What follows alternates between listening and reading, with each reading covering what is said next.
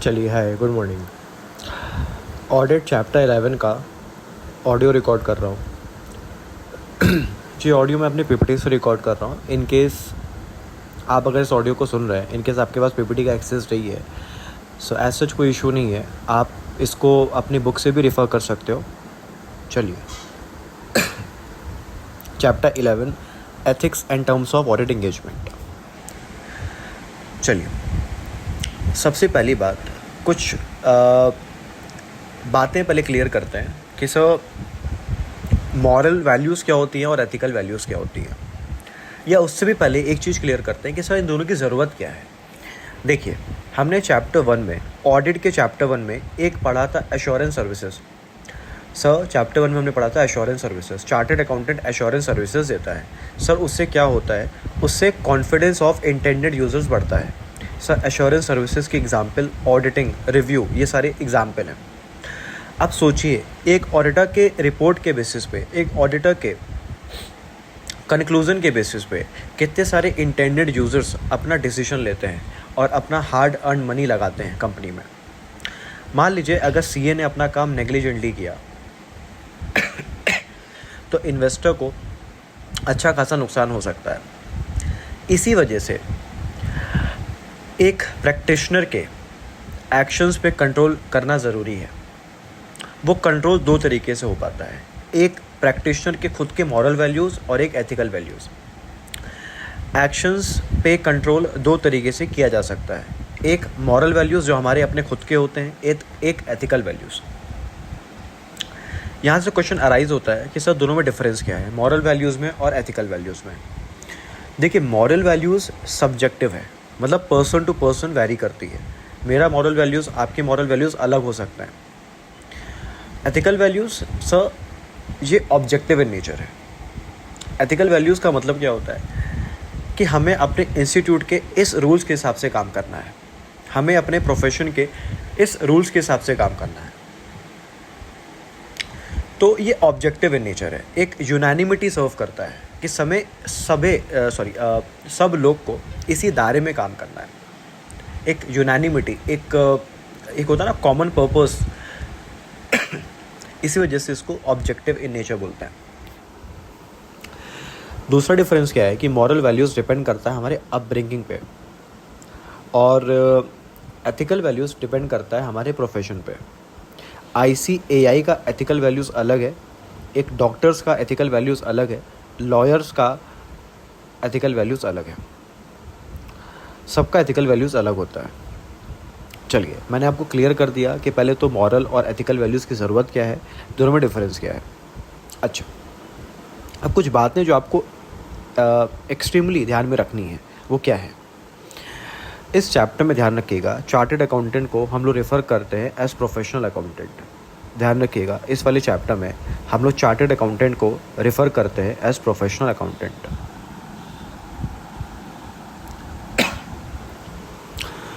और moral values को हम लोग रेफ़र करते हैं एज एथिक्स। ध्यान रखिएगा, मॉरल वैल्यूज़ को रेफ़र करते हैं एज एथिक्स, और एथिकल वैल्यूज़ को रेफ़र करते हैं as professional ethics.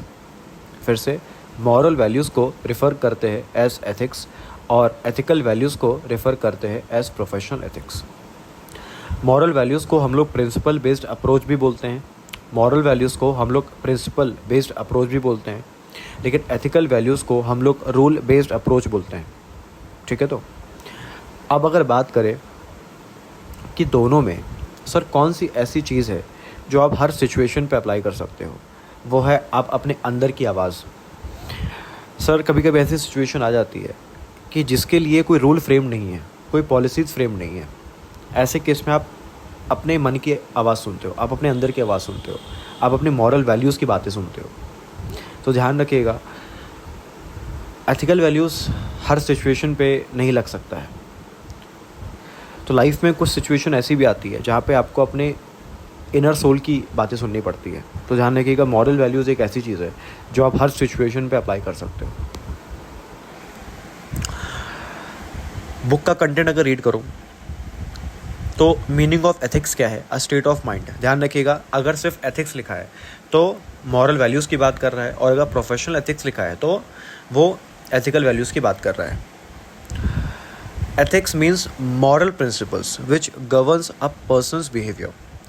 It is the branch of knowledge that deals with moral principles. ठीक है, such moral principles impose obligations upon individuals. ठीक है,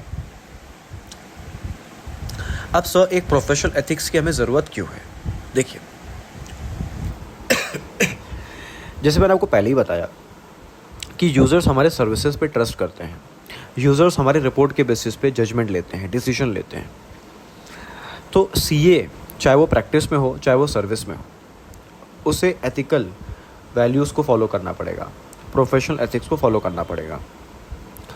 और अगर कोई भी सीए नॉन कंप्लायंस करता है, ठीक है, तो एक्शन लिया जा सकता है। क्या क्या एक्शन हो सकते हैं? Fines, suspension of membership, removal from membership, या किसी और तरीके का डिसिप्लिनरी एक्शन लिया जा सकता है। तो ये ध्यान रखिएगा कि एथिकल वैल्यूज़ को कंप्लाई करना मैंडेटरी है। उसके बाद डिफरेंस की बात करें, मैंने आपको पहले ही बता रखा है कि सर रूल बेस्ड अप्रोच थोड़ा सा रिजिड है और थोड़ा सा नैरो आउटलुक सर्व करता है। फिर से, रूल बेस्ड अप्रोच या एथिक्स या प्रोफेशनल एथिक्स बोले तो ये रिजिड है और थोड़ा सा नैरो आउटलुक सर्व करता है। वही अगर प्रिंसिपल्स बेस्ड अप्रोच की बात करें या मॉरल वैल्यूज़ की बात करें तो it requires compliance with spirit of ethics. ठीक है, तो ये नैरो आउटलुक नहीं है, ये ब्रॉडर पिक्चर सर्व करता है और ये फ्लेक्सिबल है। ठीक है, आप हर सिचुएशन में इसे अप्लाई कर सकते हो। अब फंडामेंटल प्रिंसिपल्स ऑफ एथिक्स क्या है? तो integrity, objectivity, confidentiality, professional competence and due care और प्रोफेशनल बिहेवियर, ये 5 हमारे क्या है? फंडामेंटल प्रिंसिपल्स हैं। देखिए, इंटेग्रिटी में आपको क्या क्या पॉइंट ध्यान रखना है कि इंटेग्रिटी का मतलब है कि professional accountant need to be straightforward, honest, sincere, ये सारी बातें हैं। Integrity implies fair dealing and truthfulness. ध्यान रखिएगा, integrity implies fair dealing and truthfulness. इसमें एक पॉइंट और ध्यान रखिएगा कि हमें मतलब प्रोफेशनल अकाउंटेंट को नोइंगली किसी रिपोर्ट, किसी रिटर्न्स, किसी कम्युनिकेशन, चार्टर्ड अकाउंटेंट्स को नोइंगली किसी रिपोर्ट्स, किसी रिटर्न्स, किसी कम्युनिकेशन के साथ एसोसिएशन नहीं रखना है जिसमें कुछ फॉल्स इन्फॉर्मेशन है या कोई मटेरियल इन्फॉर्मेशन मिसिंग है। चार्टर्ड अकाउंटेंट्स को या प्रोफेशनल अकाउंटेंट को नोइंगली किसी भी रिपोर्ट्स, रिटर्न्स, कम्युनिकेशन के साथ एसोसिएशन नहीं रखना है जिसमें या तो कुछ फॉल्स इन्फॉर्मेशन है या कोई मटेरियल इन्फॉर्मेशन मिसिंग है। ठीक है, नेक्स्ट आता है हमारे पास ऑब्जेक्टिविटी। ऑब्जेक्टिविटी का सिंपल सा मतलब ये है जब आप 2 एस्पेक्ट से सोच पाते हो।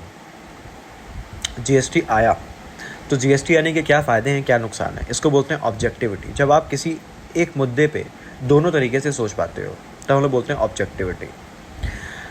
ऑब्जेक्टिविटी का अगर मैं ऑडिट के टर्म्स में कनेक्ट करूँ तो इसका क्या मतलब हुआ? Auditor not to compromise professional judgement. Auditor को अपना प्रोफेशनल जजमेंट कॉम्प्रोमाइज़ नहीं करना है because of bias, because of conflict of interest और any kind of undue influence. ठीक है, कॉन्फिडेंशियलिटी का सिंपल सा मतलब ये है कि आप जो भी इंफॉर्मेशन एक्वायर कर रहे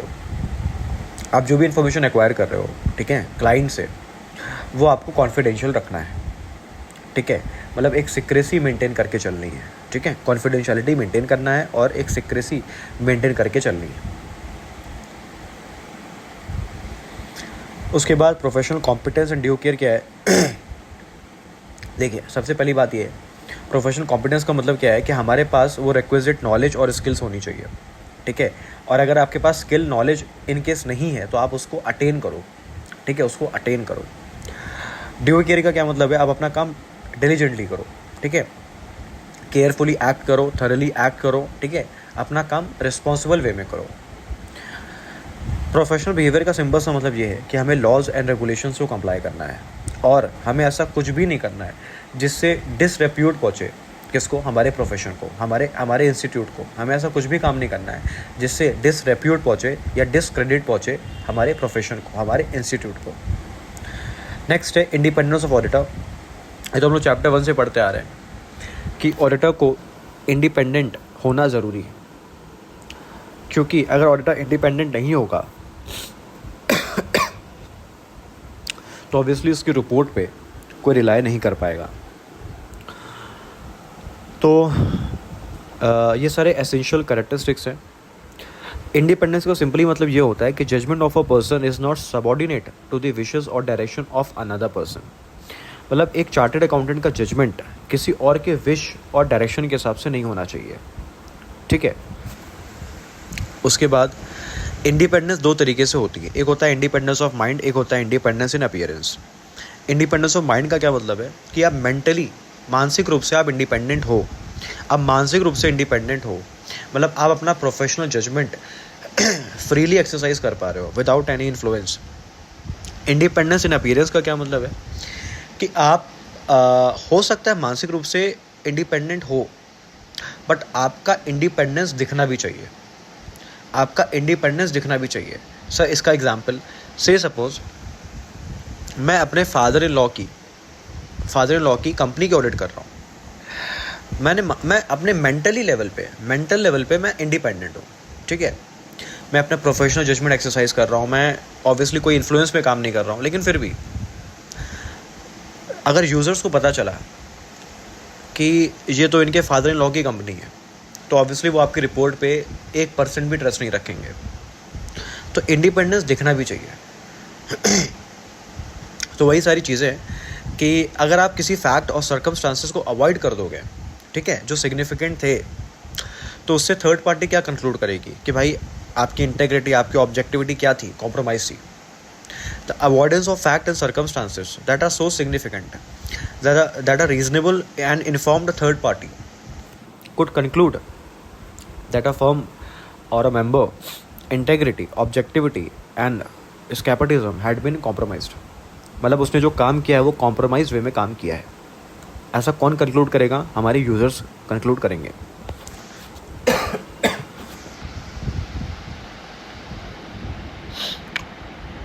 उसके बाद नेक्स्ट है threads to independence.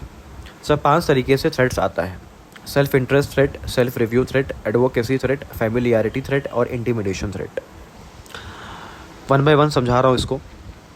Self interest threat का मतलब सिर्फ और सिर्फ ये है, जब आप क्लाइंट से सैलरी एक्सपेक्ट करते हो, जब आप क्लाइंट से प्रॉफिट एक्सपेक्ट करते हो, जब आप क्लाइंट से इंटरेस्ट एक्सपेक्ट करते हो, जब आप क्लाइंट से डिविडेंड एक्सपेक्ट करते हो, जब आप क्लाइंट से कोई अनड्यू या एक्सेस फीस एक्सपेक्ट करते हो। एग्जाम्पल दे रहा हूँ, समझिएगा। आप क्लाइंट से इंटरेस्ट क्यों एक्सपेक्ट कर रहे हो? क्योंकि आप उस कंपनी के डिबेंचर होल्डर हो। आप उस क्लाइंट से प्रॉफिट क्यों एक्सपेक्ट कर रहे हो? क्योंकि आप और वो एक बिजनेस रिलेशनशिप में है। आप उस क्लाइंट से डिविडेंड क्यों एक्सपेक्ट कर रहे हो? क्योंकि आप उस कंपनी के शेयर होल्डर हो। आप उस कंपनी से एक्सेस प्रॉफिट या एक्सेस फीस क्यों एक्सपेक्ट कर रहे हो? क्योंकि कहीं ना कहीं आपके बीच में कुछ एग्रीमेंट ऐसा बना है, कुछ कॉन्टीजेंसीज को लेकर एक एग्रीमेंट बना हुआ है कि अगर सीए ऐसा काम किया, ठीक है, अगर सीए उनके डायरेक्शन के हिसाब से काम किया तो उसको फीस एडिशनल मिलेगी, ठीक है। तो अगर ऐसा कुछ है तो फिर हम क्या बोल सकते हैं कि यहाँ पे सेल्फ इंटरेस्ट थ्रेट है। अब इसकी एग्जांपल्स क्या क्या है? तो डायरेक्ट फाइनेंशियल इंटरेस्ट और materially significant indirect financial interest. Direct financial interest का क्या मतलब है कि मैं उस कंपनी का शेयर होल्डर हूँ। Materially significant indirect financial interest का क्या मतलब है? मेरी स्पाउस उस कंपनी की शेयर होल्डर है। दूसरा, लोन और गारंटी टू और फ्रॉम द कंसर्न क्लाइंट। ध्यान रखिएगा, या तो मैंने लोन दिया है, ठीक है, या सामने वाले ने मुझे लोन दिया है, ठीक है। यहाँ पे ये मूवमेंट दोनों तरफ से हो रहा है, लोन और गारंटी टू और फ्रॉम द कंसर्न क्लाइंट। फिर undue dependence on a client fees. आप ऑब्वियसली बहुत ज़्यादा डिपेंडेंट हो क्लाइंट के फीस पे, तो उस वजह से भी क्या आ जाती है, कहीं ना कहीं सेल्फ इंटरेस्ट आ जाती है। Close business relationship with the client, potential employment with the client और कॉन्टीजेंट फीस, ठीक है।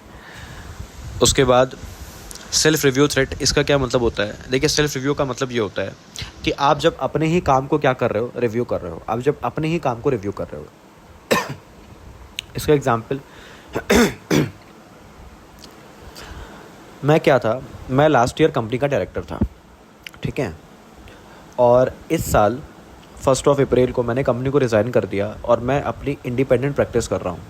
लास्ट ईयर मैं कंपनी का डायरेक्टर था और मैंने इस साल 1 अप्रैल को मैंने कंपनी को रिज़ाइन कर दिया और मैं क्या कर रहा हूँ, मैं अपनी प्रैक्टिस कर रहा हूँ। अब लास्ट ईयर अगर मैं डायरेक्टर था तो मैंने फाइनेंशियल स्टेटमेंट के प्रिपरेशन पे मेरा रोल रहा होगा। मैं अगर डायरेक्टर हूँ तो फाइनेंशियल स्टेटमेंट के प्रिपरेशन में मेरा रोल रहा होगा, मतलब कहीं ना कहीं फाइनेंशियल स्टेटमेंट प्रिपेयर मैंने ही किया होगा। अब मान लीजिए अब मैं क्या कर रहा हूँ, नेक्स्ट ईयर से मैं कंपनी छोड़ दिया, मेरा कोई एसोसिएशन नहीं है कंपनी के साथ, लेकिन मैं नेक्स्ट ईयर मैं अपनी फर्म शुरू कर दिया, प्रैक्टिसिंग सीए फर्म। अब मान लीजिए मुझे उसी कंपनी की ऑडिट मिली जिस कंपनी को मैंने सर्व किया था एज द डायरेक्टर। अब आप खुद सोचिए, लास्ट ईयर आपने उनका अकाउंट्स खुद बनाया था, नेक्स्ट ईयर आप उसी की ऑडिट कर रहे हो। ऑब्वियसली आप अपना ही काम रिव्यू कर रहे हो एक तरीके से। दूसरा, मैं एक चार्टर्ड अकाउंटेंट हूँ। मैंने पहले क्लाइंट को क्या दिया, अकाउंटिंग सर्विसेज दिया। पहले मैंने क्लाइंट को क्या दिया, अकाउंटिंग सर्विसेज दिया। बाद में मैं क्या दे रहा हूँ, ऑडिटिंग सर्विसेज दे रहा हूँ। तो ये भी क्या हो गया, सेल्फ रिव्यू। आप पहले अकाउंट्स मेंटेन किए, उसके बाद आप उसी अकाउंट्स की ऑडिट कर रहे हो, क्या हो गया, सेल्फ रिव्यू थ्रेट। उसके बाद एडवोकेसी थ्रेट, जैसे हम लोग सुनते हैं ना बचपन से, जब कि बहुत वकालत करता है तो अपने दोस्त की, ज़्यादा वकील मत बन। तो ये सब स्टेटमेंट क्या है कि जब हम किसी ओपिनियन को बहुत ज़्यादा प्रमोट करने लगते हैं, यही पॉइंट एडवोकेसी थ्रेट में भी लिखा हुआ है। जब ऑडिटर प्रमोट करने लगता है क्लाइंट के ओपिनियन को इस कदर कि लोगों को आपके ऑब्जेक्टिविटी पे डाउट होने लगता है। जैसे मान लीजिए मैं अपने क्लाइंट को क्या दे रहा हूँ, अंडर राइटिंग सर्विसेज दे रहा हूँ। मैं अपने क्लाइंट को अंडर राइटिंग सर्विसेज दे रहा हूँ। अंडर राइटिंग सर्विसेज में क्या होता है, मैं क्लाइंट के शेयर्स को बिकवाने में हेल्प करता हूँ। अब अगर शेयर्स को बिकवाना है तो क्लाइंट की तो तारीफ़ करनी ही पड़ेगी, क्लाइंट की कंपनी की तारीफ़ करनी पड़ेगी, परफॉर्मेंस की तारीफ़ करनी पड़ेगी। अब आप सोचो, आप एक तरफ तो कंपनी की तारीफ़ कर रहे हो, ठीक है, और बाद में उसी कंपनी की ऑडिट कर रहे हो, तो लोग आपके ऑब्जेक्टिविटी पर डाउट तो करेंगे ही करेंगे कि भाई अभी तो कुछ टाइम पहले तो ये कंपनी का एजेंट था, शेयर्स बिकवा रहा था, कंपनी के बारे में बहुत हाई फाई क्लेम्स कर रहा था, आज इसी कंपनी की ऑडिट कर रहा है। ठीक है, इसको बोलते हैं एडवोकेसी थ्रेट। उसके बाद familiarity threat. It occurs when auditors form a relationship with the client where they end up being too sympathetic to the client's interest. ये क्यों होता है? Close relative of the audit team working in a senior position, former partners of the audit firm being a director or senior employee of the client, long association between specific auditors and their specific client counterparts, or acceptance of significant gifts or hospitality.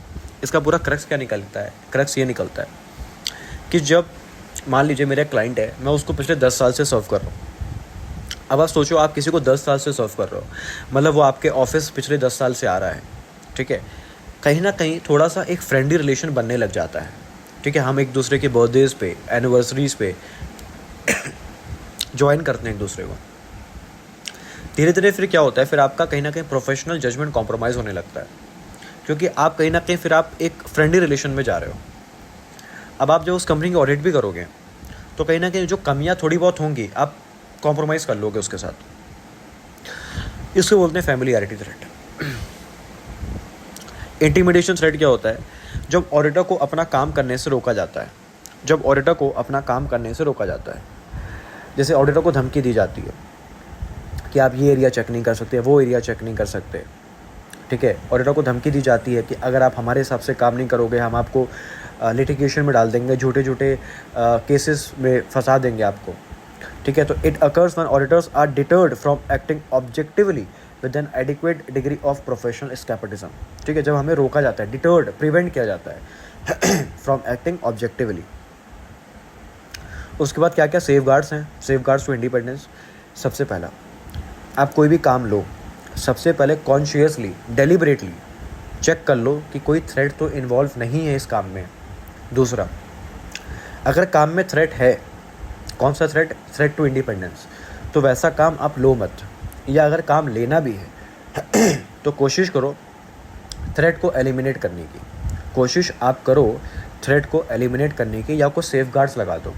Example, आप उस company के share holder हो, आप उस company के share holder हो, आप क्या सेफ गार्ड लगा सकते हो? आप उस कंपनी के सारे शेयर्स बेच दो, आप उस कंपनी के सारे शेयर्स बेच दो।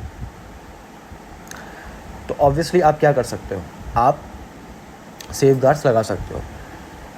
लास्ट पॉइंट क्या है कि if the auditor is unable to fully implement credible and adequate safeguards, मतलब आप एक एडुकेट सेफगार्ड्स नहीं लगा पा रहे हो। से सपोज़ मेरी वाइफ उस कंपनी के मान लीजिए मैनेजमेंट में है। अब ऑब्वियसली वाइफ को तो मैं मना नहीं कर सकता ना कि भाई ऑफिस छोड़ दे, ठीक है, या काम छोड़ दे, ऑब्वियसली नहीं। तो कुछ कुछ सोर्सेज ऐसे हैं, कुछ कुछ सिचुएशंस ऐसी अराइज हो जाती हैं जब आप सेफगार्ड्स नहीं लगा पाते हो। तो ऐसे केस में फिर आप ऑडिट एक्सेप्ट मत करो, ठीक है। 1 मिनट दीजिएगा मुझे।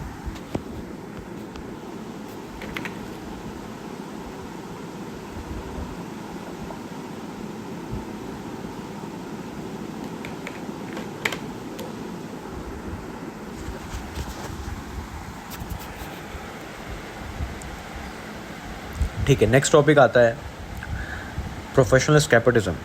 देखिए प्रोफेशनल स्केप्टिज्म क्या है? Sceptical mind, inquisitive mind, questioning mind. So एक ऑडिटर को क्वेश्चनिंग माइंड रखना क्यों ज़रूरी? ऑब्वियसली ज़रूरी है।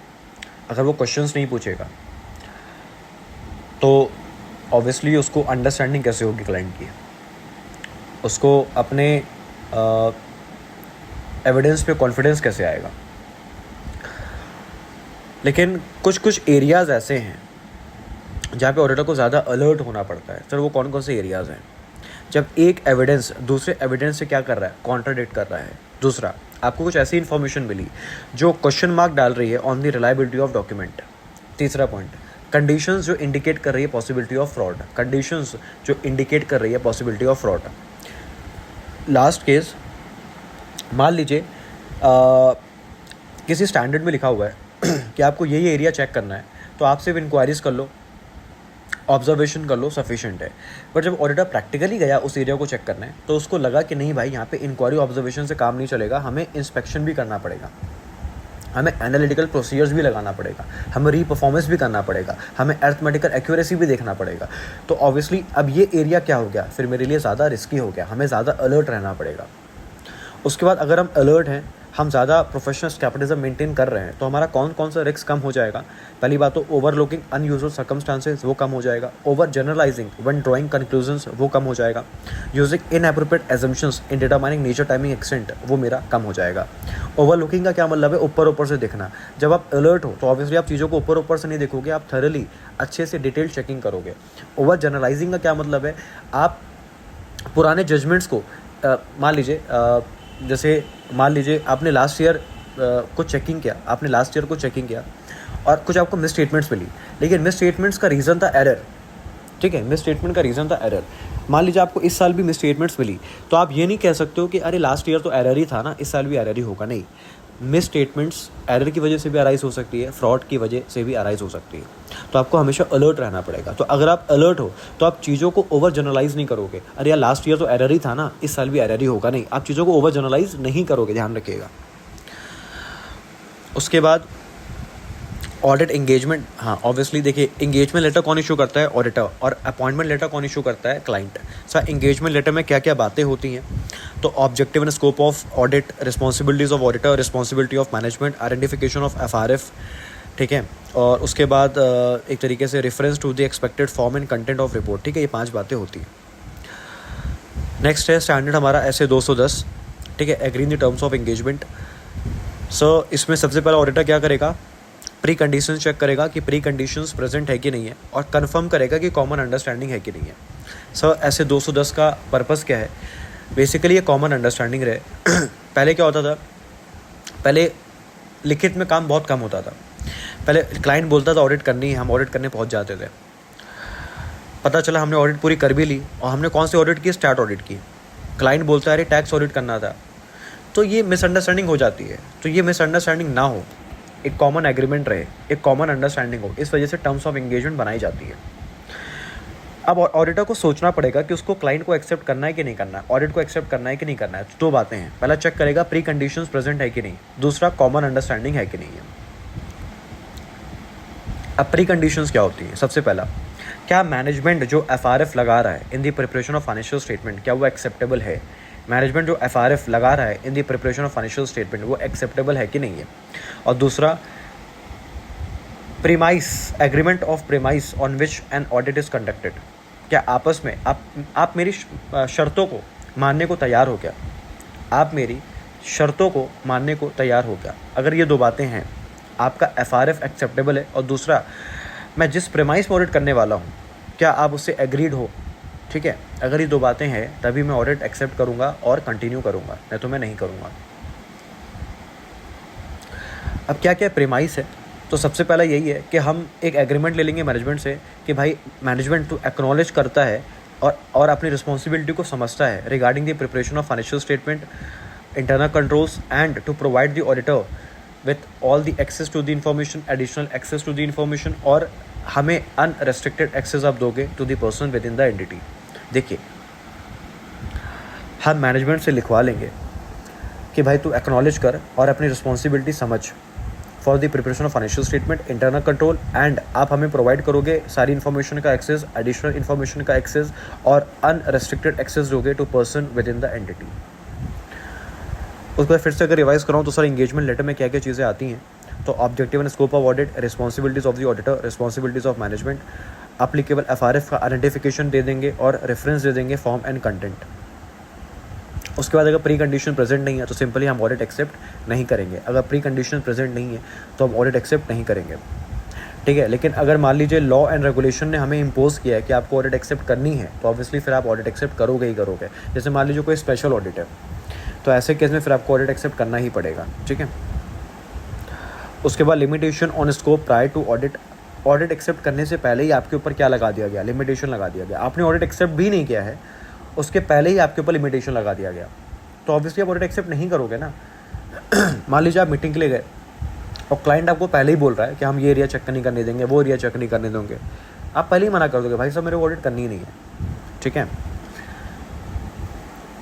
नेक्स्ट है request to change the terms of engagement. Sir ऐसा होता है कभी कभी कि क्लाइंट ऑडिट एक्सेप्ट तो करवा लेता है, उसके बाद फिर बदमाशी करना शुरू करता है।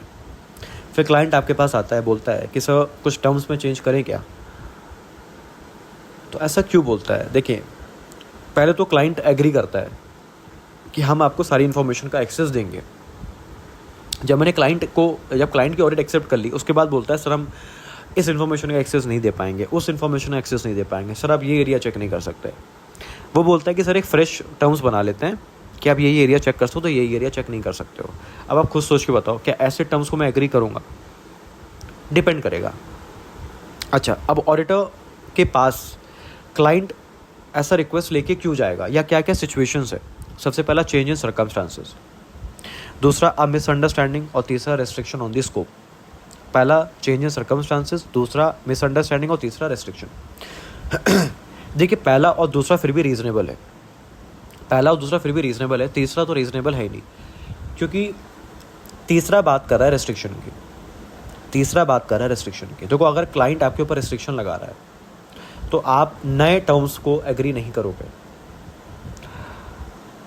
चलिए, ये था पार्ट 1, ये था रिवीजन का पार्ट 1। मैं इस चैप्टर का पार्ट 2 लाऊंगा, ठीक है? ठीक है, मैं इसी स्लाइड से मैं आगे कंटिन्यू करूंगा पार्ट नंबर 2 में। चलिए, थैंक यू।